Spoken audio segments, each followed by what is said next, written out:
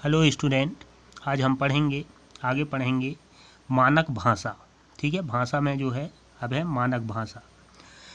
जब भाषा विकास प्रक्रिया से गुजरती है तब उसकी एक रूपता को बनाए रखना कठिन होता है। ठीक है, अब इसमें ये बताया जाता है कि मानक भाषा क्या होता है। तो जब भाषा जो है विकास की प्रक्रिया से गुजरती है तब उसकी एक रूपता को बनाए रखना कठिन होता है। हिंदी भाषा का क्षेत्र बहुत व्यापक है, इसलिए इस पर बोलियों तथा उपभाषाओं का प्रभाव पड़ता है। ठीक है, जो मानक भाषा है विकास से गुजरेगा तो इसकी एक रूपता को बनाना बहुत ही कठिन है।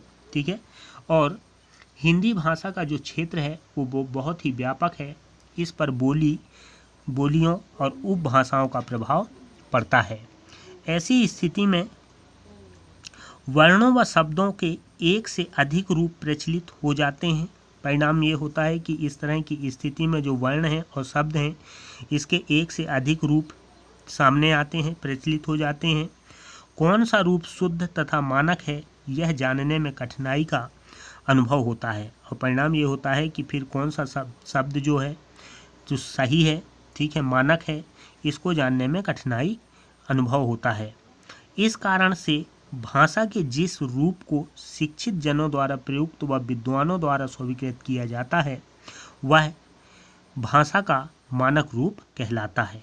ठीक है, इस तरह से अब मानक रूप वो उसको कहेंगे जो शिक्षित जन या विद्वानों के द्वारा जिस भाषा को स्वीकार किया जाता है वह मानक रूप कहलाता है। जैसे नए, ये क्या है, अमानक, और ये है मानक। नए हैं, ठीक है, परंतु मानक भाषा क्या है, नए है। आई, ठीक है, इसमें अमानक और मानक। अंत, ठीक है, तो इस तरह से मानक और अमानक होते हैं। अब है लिपि। ठीक है, आगे है लिपि। अपने विचारों को बोलते समय स्वयं ध्वनि संकेतों का प्रयोग करते हैं तथा लिखते समय अक्षरों या वर्णों का प्रयोग करते हैं। लिखित भाषा में प्रत्येक ध्वनि के लिए कोई न कोई चिन्ह, अक्षर अथवा वर्ण अवश्य होता है। अक्षरों व वर्णों के चिन्हों को लिखने की विधि को ही लिपि कहते हैं। ठीक है, अब प्रश्न उठता है लिपि किसे कहेंगे।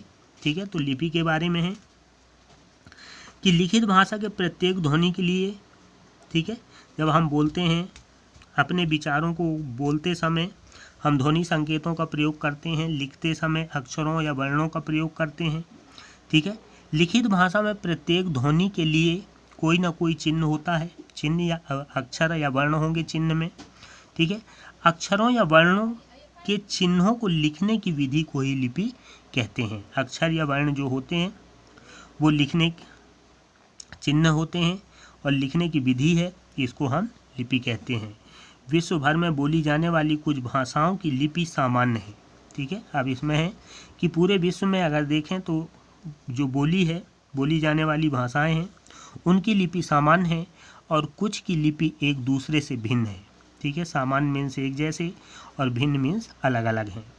कुछ भाषाएं और उनकी लिपियों के नाम इस प्रकार हैं। जैसे कुछ भाषा और लिपि हैं उनके बारे में यहाँ बताया गया है, वो इस प्रकार हैं। पहला है भाषा लिपि लिखने की विधि।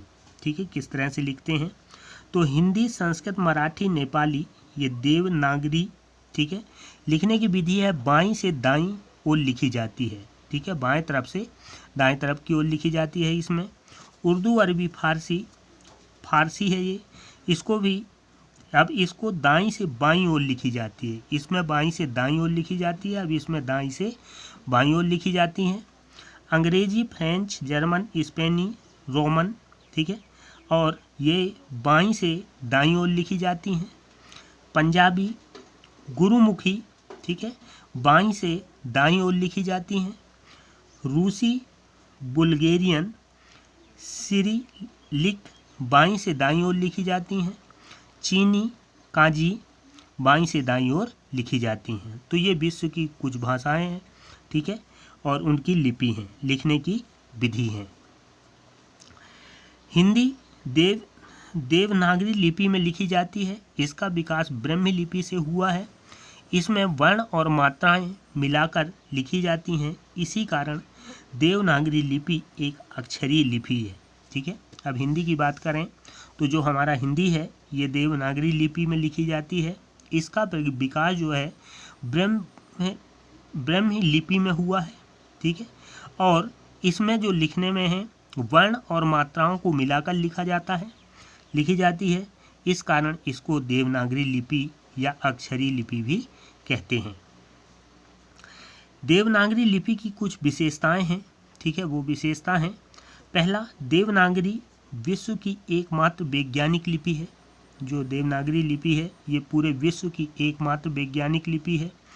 एक ध्वनि के लिए एक चिन्ह निर्धारित है।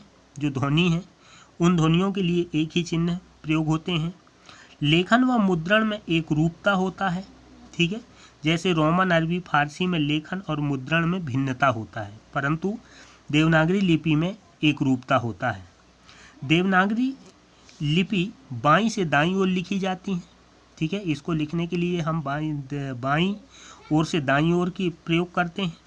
फारसी दाईं से बाईं ओर लिखी जाती है। ठीक है, लिपि चिन्हों के नाम व ध्वनि में एक रूपता है।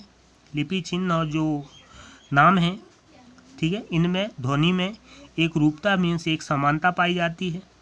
जैसे रोमन में वर्ण का नाम सी ध्वनि का से है। ठीक है, रोमन में अगर देखें तो वर्ण का नाम जो सी वो का से है। कंप्यूटर पर यूनिकोड द्वारा देवनागरी में लिखे गए लेख का किसी भी भाषा में अनुवाद किया जा सकता है। ठीक है, तो ये देवनागरी लिपि की प्रमुख विशेषताएं हैं।